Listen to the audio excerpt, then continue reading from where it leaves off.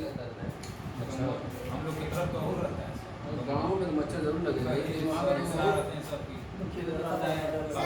मुर्गी सब बंद रहेगी तो कहाँ से अब चलाएंगे? ये बंद हो गया, मच्छरदानी लगा दो, घुस गया तो फिर उनको छोड़ेंगे नहीं। अरे सर हम मोटे मोटे रहते हैं सर।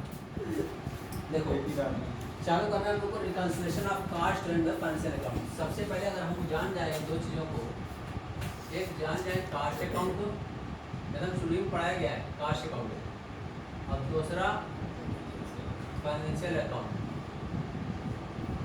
ये कास्ट अकाउंट का जो पहला टॉपिक हम लोग पढ़े इसमें ये बताया ही, जब चैप्टर चालू किया तभी मैं बता रहा कि कास्ट अकाउंट है क्या, इस टॉपिक पर है। तो कास्ट अकाउंट का किसे बताया गया था बताओ?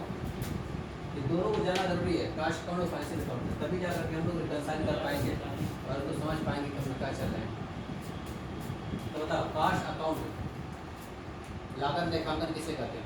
जो लागत निकालती है उसी को बताया गया था कि जहाँ पर किसी भी चीज़ का उत्पादन किया जाता हो, किसी चीज़ का निर्माण किया जाता है, कोई चीज़ बनाई जाती हो या कोई सेवा दी जाती हो, सर्विस प्रोवाइड की जाती है, उससे संबंधित जितने भी व्यय होते हैं, एक्सपेंसेस होते हैं, उसको रिकॉर्ड किया जाता है, उसको सारांश बनाया जाता है, उसको हम लोग क्या कहते हैं?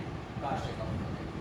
उसी के साथ हम लोग कंपेरिजन करेंगे, उसी के साथ इंटरप्रेट करेंगे, मतलब जितना ही प्रोसेस होगा उसको रिकॉर्ड करना, उसको सारांश बनाना, उसका क्लासिफिकेशन करना और उसके हिसाब से हम लोग का कंपेयर करना, इंटरप्रेट करना, सारी चीज़ों को हम लोग किस में आ जाता है?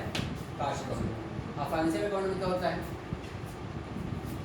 फाइनेंशियल अकाउंट में हम लोग इसमें ग्रॉस प्रॉफिट और नेट प्रॉफिट निकालते हैं। क्या निकालते हैं? Gross profit. तो वहाँ पर हम लोग कास्ट अकाउंट से हम लोग किसी भी प्रोडक्ट की या किसी सर्विस की, किसी सेवा की लागत निकालते हैं, कास्ट पता करते हैं।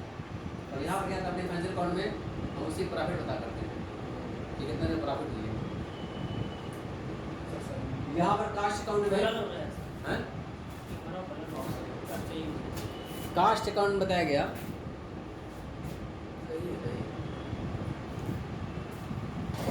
कास्ट अकाउंट में बताया गया, अब तक पढ़े हो जो तुम लोग मटेरियल और लेबर, उसके अलावा कास्ट शीट पढ़े हो, टेंडर पढ़ चुके हो, तो उसमें देखा है कि जो कास्ट हो रखा है तो पूरा बकायदा डीप में रखा था,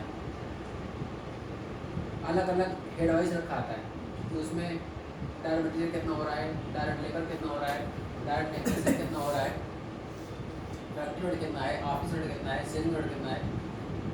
फाइनेंशियल अकाउंट में उतनी डिटेल नहीं रहता है, उसमें बस ये खर्चा हुआ लिख दिया जाता है, कितना खर्चा हुआ लिख दिया जाता है। और ये भी एक बात बताऊँ कि कास्ट अकाउंट में बहुत सारी चीज़ें हम लोग क्या होती है? एस्टिमेटेड होती हैं। क्या होती है? जैसा कि पढ़े हो गए, जब कास्ट शीट लगाए हो तो उसमें हम लोग बना रहे थे कास्ट स्टेटमेंट बना रहे थे, कास्ट स्टेटमेंट।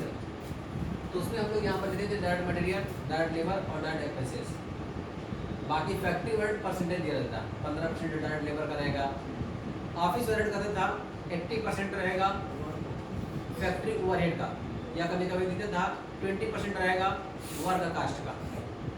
ऐसे सेलिंग ओवरहेड का था 20% ऑफ वर्क कास्ट का।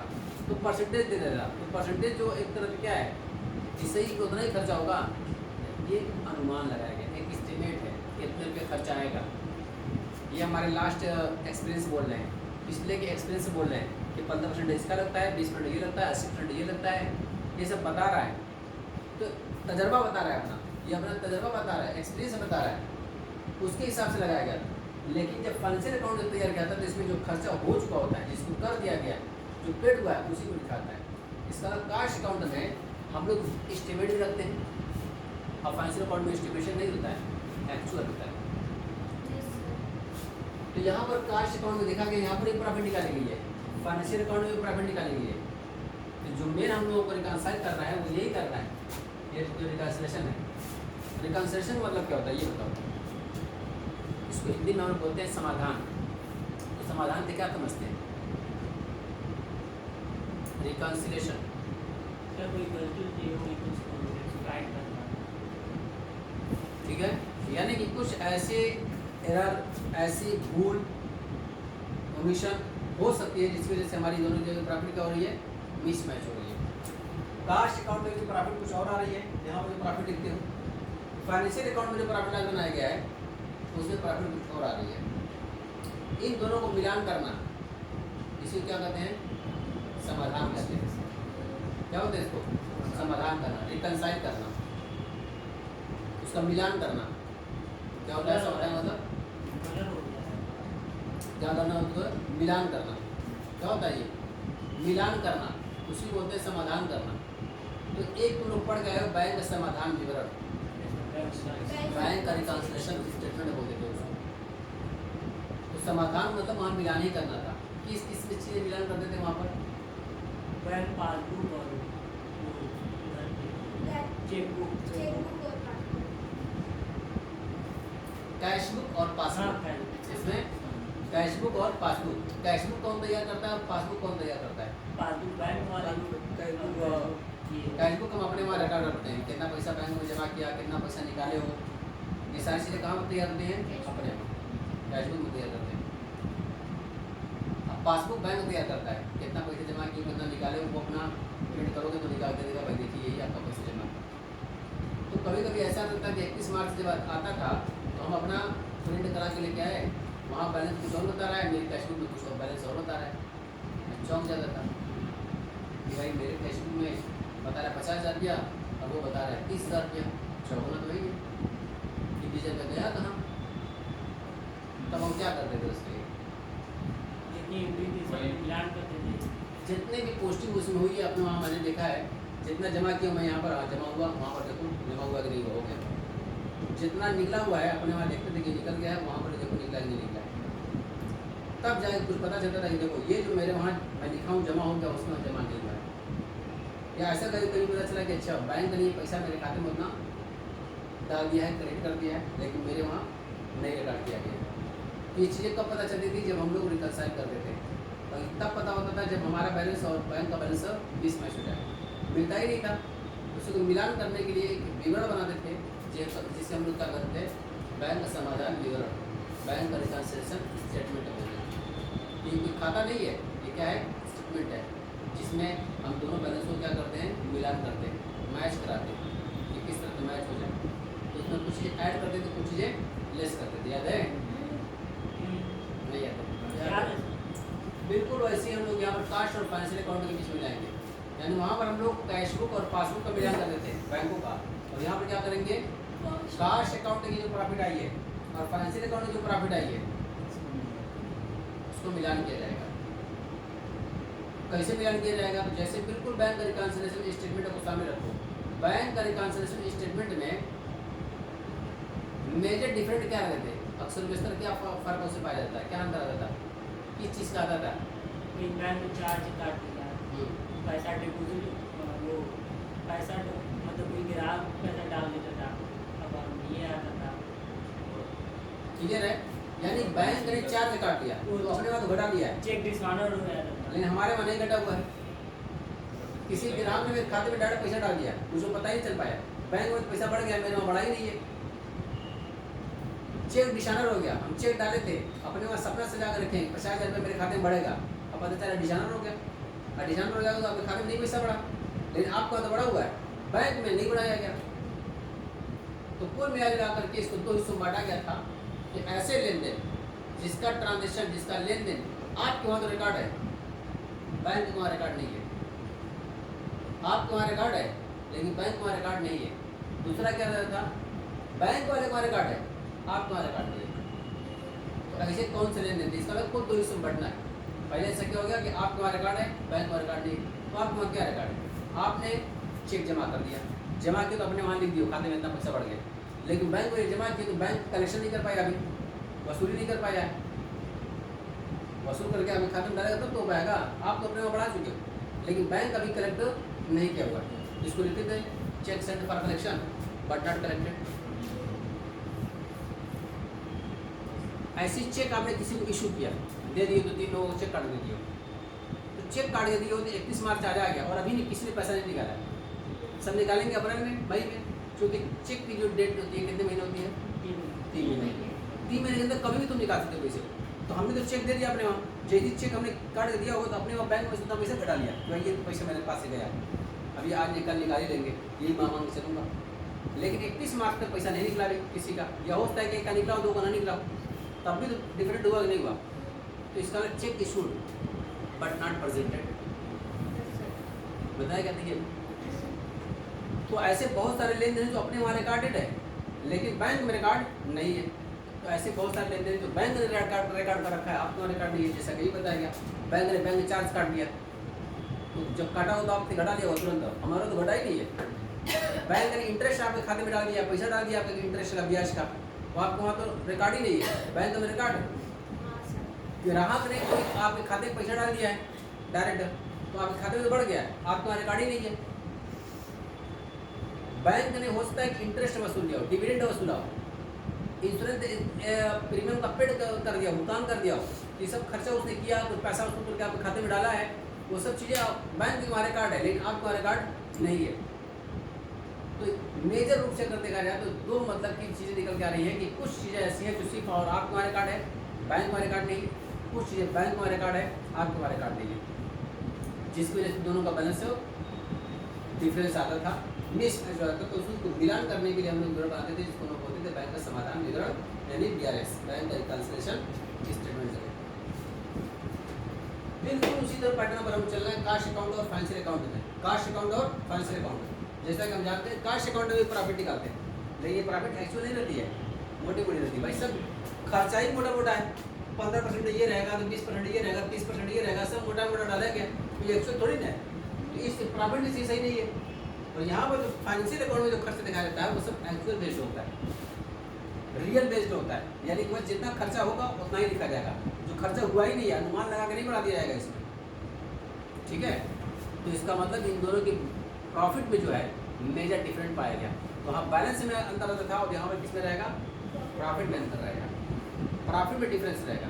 तो प्रॉफिट को मिलान करना है, इसी को मिलान करने के लिए जो हम लोग रिकंसिलिएशन बनाएंगे उसी को हम लोग क्या बोलेंगे, रिकंसिलिएशन स्टेटमेंट ऑन डेट, जिस डेट को बनाओगे तो 3 महीने पर 6 महीने पर मिला सकते हो कि आपकी कास्ट अकाउंट में प्रॉफिट और आपकी फाइनेंशियल अकाउंट में प्रॉफिट दोनों मिसमैच क्यों कर रही है। तो इसकी भी वजह हो सकती है, क्या वजह हो सकती है दोनों मिसमैच होने की, जैसे वहाँ पर बताया गया यहाँ पर भी कुछ वजह होगी ना, तो ऐसी कौन सी वजह हो सकती है कास्ट अकाउंट और फाइनेंशियल अकाउंट में प्रॉफिट में मेजर डिफरेंट पाया जा रहा है, बताओ रीजन बताओ, किस वजह से दोनों में मिसमैच होता है, बताओ नहीं बताओगे,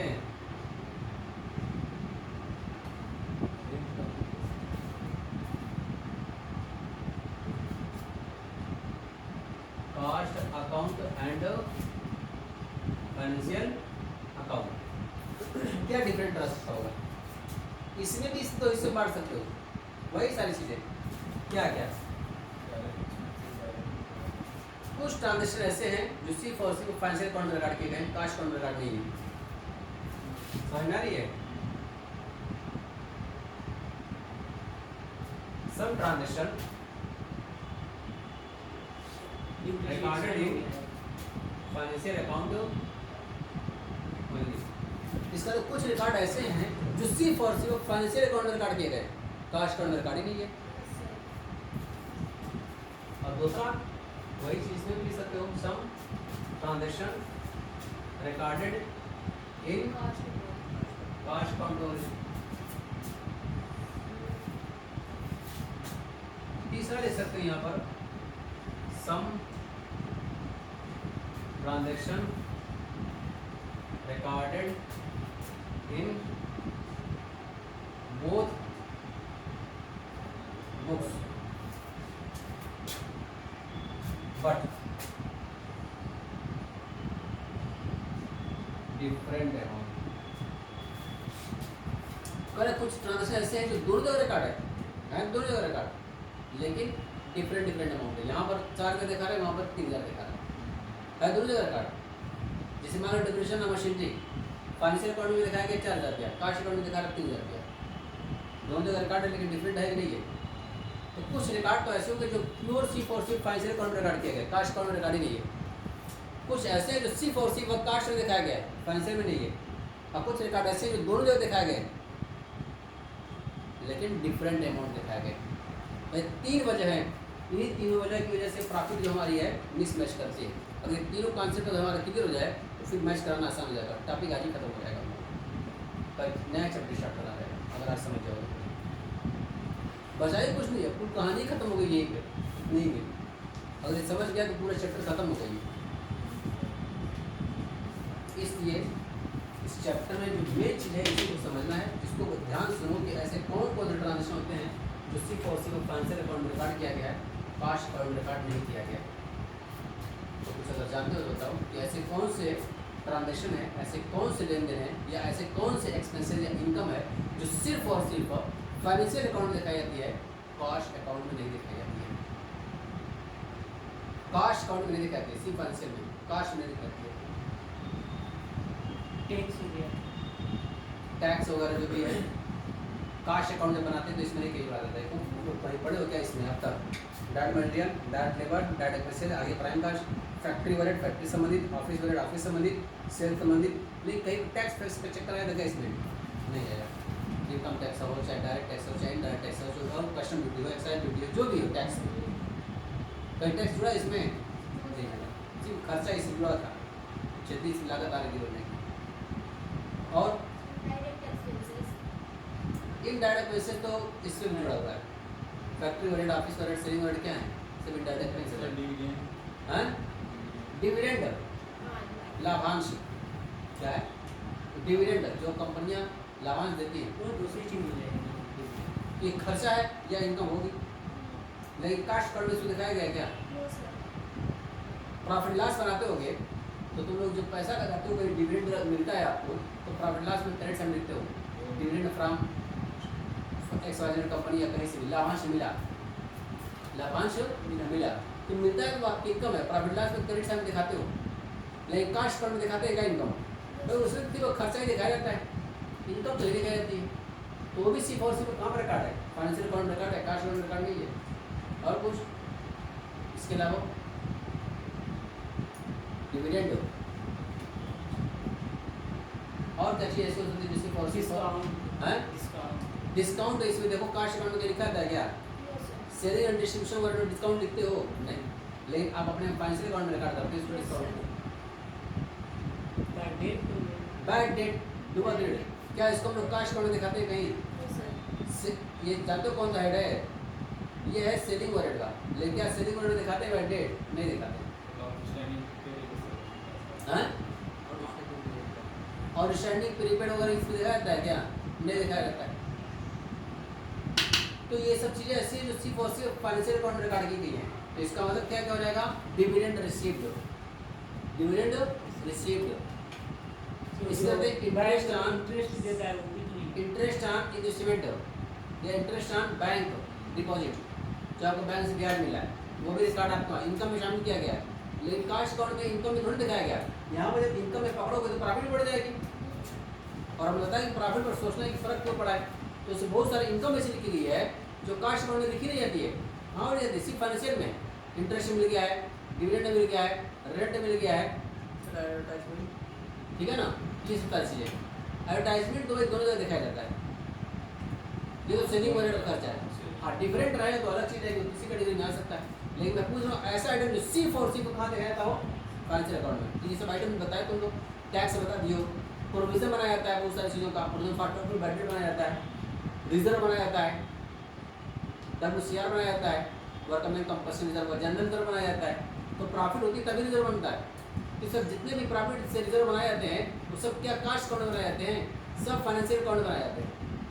फाइनेंशियल अकाउंट में रिजर्व बनाए जाते हैं, प्रॉफिट जो होती है 1 लाख प्रॉफिट हुई है, 20,000 का रिजर्व बना दिया गया, 80,000 का प्रॉफिट बची रहेगी। तो 20,000 का रिजर्व में ट्रांसफर हुआ कि नहीं हुआ?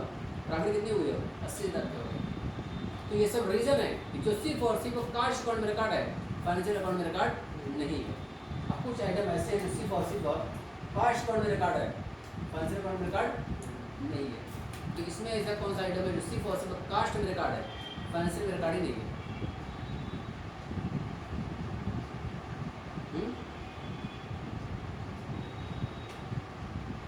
जो सिर्फ कास्ट अकाउंट में रिकॉर्ड है, फाइनेंशियल अकाउंट में रिकॉर्ड ही नहीं है, ऐसा भी खर्चा है इसमें।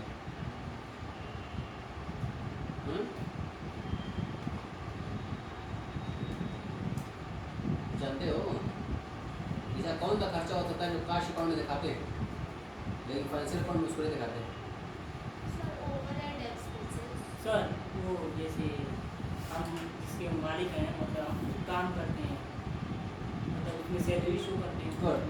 देखो जब हम लोग कास्ट में बनाते हैं तो फैक्ट्री के अंदर जो मैनेजर होना चाहिए, मैनेजर नहीं रखे हैं, हम ही मैनेजर वहाँ के।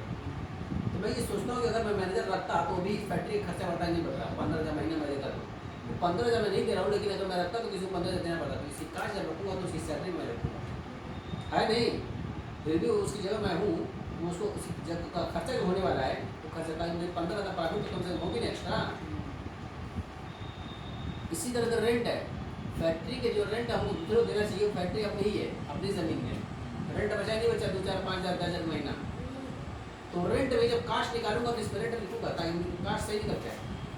कास्ट इससे निकालना होगा तो मैं रेंट भी लिखूंगा, सैलरी भी लिखूंगा, लेकिन देना कुछ भी नहीं है हमको। तो कास्ट में तो शामिल है, लेकिन फाइनेंशियल अकाउंट में नहीं दिखा सकते आप इसको। सैलरी खुद को अपने नहीं दिखा सकते, रेंट खुद को नहीं पेड कर सकते, उसमें दिखा नहीं सकते पी अकाउंट में रेंट पेड किया गया है, सैलरी पेड की गई है। लेकिन कास्ट जब निकालना होगा तो आप उसमें जरूर करोगे, ये खर्चा ही तो है, इसकी कास्ट तभी निकल पाएगी जब उस खर्चों को लिखोगे जो उससे अंदर होने वाला है। ठीक है, तो ऐसे बहुत सारे एक्सपेंसेस होंगे, जब हम लोग पढ़ेंगे तो सारी चीज़ समझ आ जाएंगे, अच्छा ये यहाँ पर रिकॉर्ड है, यहाँ पर रिकॉर्ड नहीं होगी। तो ऐसे बहुत सारे एक्सपेंसेस हैं जो सिर्फ और सिर्फ कास्ट अकाउंट में दिखाए गए, फाइनेंशियल अकाउंट में रिकॉर्ड नहीं किए गए। उसी तरह कुछ ट्रांजेक्शन ऐसे हैं जो दोनों जगह रिकॉर्ड है, लेकिन डिफरेंट अमाउंट से दोनों जगह रिकॉर्ड है।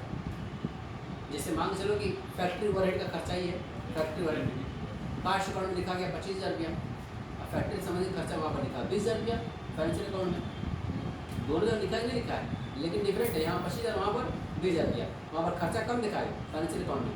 खर्चा कम दिखाने से प्रॉफिट क्या हुई आपकी? 25,000 की जगह पर तुम वहाँ पर कितना दिखाए हो? 20,000 के। तो खर्चा कम हो गया नहीं हो गया? खर्चा कम हो तो प्रॉफिट क्या हो गई होगी वहाँ पे? 5,000 बढ़ गई होगी। और हमको मिलान करना है तो किसी एक को ना किसी एक बराबर करना पड़ेगा, या तो कास्ट अकाउंट के प्रॉफिट को फाइनेंशियल के बराबर कर दो, या फाइनेंशियल के प्रॉफिट को कास्ट अकाउंट के बराबर कर दो। मिलान करना ही क्या कराता है? रिकन्सिलिएशन कराता है, मिलान करना पड़ेगा उसको। तो बात समझ आ गई? तीन चीज़ें से समझनी थी हम लोगों को कि मेजर डिफरेंसेस आते हैं दोनों के प्रॉफिट में, यही आता है। यानी कि कुछ चीज़ें ऐसी होती है जो सिर्फ और सिर्फ कास्ट अकाउंट में रिकॉर्ड है, फाइनेंशियल में नहीं है, अब कुछ चीज़ें फाइनेंशियल में है, कास्ट में नहीं है, अब कुछ चीज़ें ऐसी है दोनों जगह रिकॉर्ड है, लेकिन डिफरेंट अमाउंट के साथ है, अलग अलग अमाउंट है, फर्क अमाउंट है दोनों में।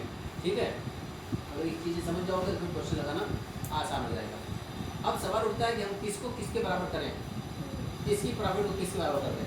कास्ट की प्रॉफिट को फाइनेंशियल के बराबर कर दें, या फाइनेंशियल की प्रॉफिट को हम कास्ट अकाउंट के प्रॉफिट के बराबर कर दें? किसी एक को मिलान करना है, किसी एक को एक्यूरेट होता है। हाँ, किसी एक के बराबर करना है। जैसे तुम लोग जब बैंक रिकन्सिलिएशन इसमें पढ़े हो तो 4 में से किसी एक को करते थे, लेते थे balance as per cash book को ले चलते थे, तो बैलेंस एज पर पासबुक बराबर करते थे।